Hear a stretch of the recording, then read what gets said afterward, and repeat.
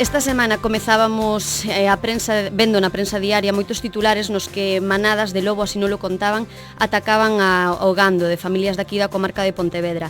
Por iso nós hoxe queremos convertir o lobo no protagonista da nosa sección de medio ambiente, na que imos falar deste tema con Rubén Portas. Bo día. Hola, bo día. Recordemos que Rubén é membro da Asociación para a Conservación do Estudo do Lobo e a próxima semana, o mércores día 11, dará unha ponencia sobre o lobo no Teatro Principal ás 8:30, así que xa quedadito para que vos acheguedes todos ata ali.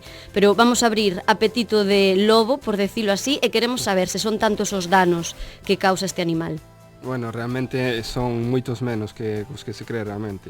En Asturias temos 3 veces menos de grupos de lobos que en Galicia e os danos pois se multiplican por 4. O sea, en gran parte do alimento do lobo en parte de carroñas. Hai moito gando no monte, moito gando equino solto, e realmente os danos que son con respecto ao número de grupos que hai é ínfimo. Bueno, comentar que os danos de lobo de toda España, que se remonta a 1,5 millón de euros, que nos parece dramático, pois 1,5 millón de euros é que nos costa facer 250 metros de autovía. Pero, por exemplo, estas noticias as que eu facía referencia que se ven con certa frecuencia, sobre todo aquí en Galicia, na nosa comarca de Pontevedra, de que atacan sobre todo a vacas ou ovellas, non sei se isto é máis exageración do que realmente. Bueno, eu penso que nunca é suficiente motivo para acaparar a primeira plana dun periódico, para entender.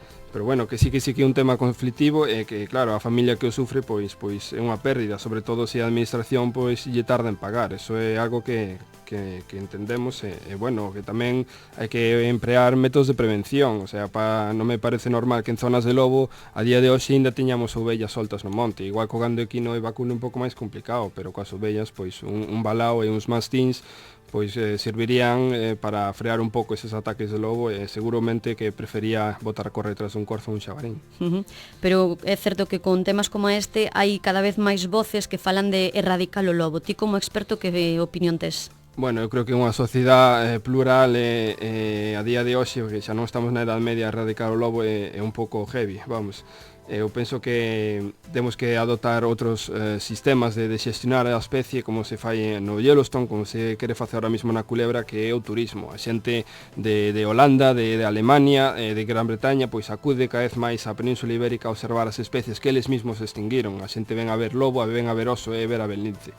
Eu creo que é interesante unha comarca como a nosa, que temos varios foxos de lobos na Serra do Suído, o sea, na Lama, en Ponte Caldelas, en Cotobade, pois que a xente veña aquí a ver os foxos, veña a andar polas a seguir as pegadas do lobo, a mirar como marcan o territorio, bueno, incluso hai xente que pode ter a sorte de observalos, e iso pode ter moito turismo e deixar cartos na zona. E por que ti crees que non hai ninguna administración que traballe nese sentido?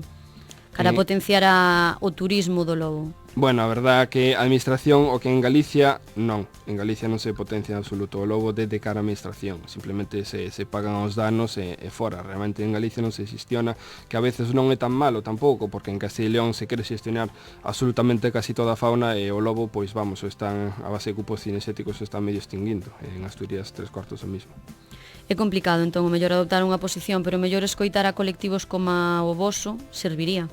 Claro, bueno, nós podemos aportar certas solucións, non temos a chave maestra, o sea, o conflito do lobo e o home ten en conta que é un conflito que leva milenios, e bueno, é algo complicado de... Non hai solucións fáciles para con conflitos tan difíciles, vamos, pero bueno, o sea, un pouco de voluntade de cada un dos colectivos de gandeiros, da administración e dos ecoloxistas, si fai falta que puntualmente se faga un control dun lobo porque ese dono pois estaba cebado en atacar certos corrales, por así decirlo, pois bueno, pódese facer puntualmente, pero obviamente a mí non me parece normal unha batida na que 100 cazadores van a batir o lobo, non hai nin solo a xente que agarde, e vamos, aí pode sair cosas moi malas. E total, que non se vai a solucionar eso. É certo que é unha bella relación esta de o home e o lobo. Normalmente adoitamos a ver o lobo como unha amenaza, pero o lobo tamén ten ameazas. Cales son as principais ameazas do lobo? Bueno, as principais ameazas según a zona na que viva, vamos, aquí en Galicia principalmente pois a pérdida de calidad do hábitat e a fragmentación do territorio son amenazas importantes.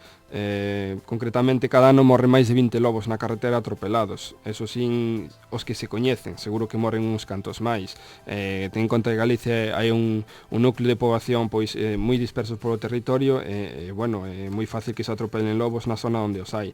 Os parques eólicos, é verdad que a xente é bastante favorable a eles, pero os parques eólicos deterioran os nosos montes, zonas que antes tardabas en chegar máis de 3 horas, pois agora estás de 5 minutos e zonas nas que o lobo podía acampar polas súas anchas, bueno, quen di o lobo di calquera outra especie, pois agora incluso teño visto xente a facerse fotos de boda, vamos, por así dicirlo.